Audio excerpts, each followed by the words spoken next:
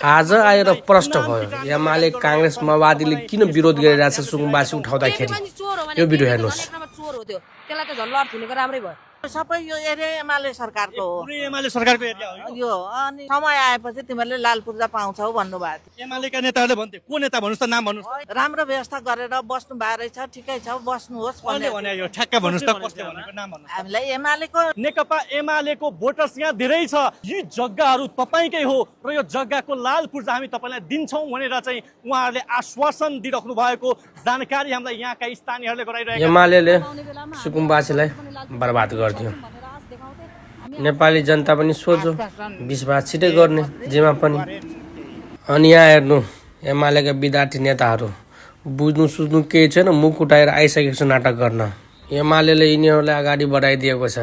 एक्जाममा chit गर्न पाउँछौ, अगाडि राजनीतिकमा हामी हेल्प गर्छौँ, कुनै पोस्ट दिन्छौँ भनेर अगाडि बढाइदिएको छ। भविष्यमा यिनीहरूको हालत अब के हुन्छ?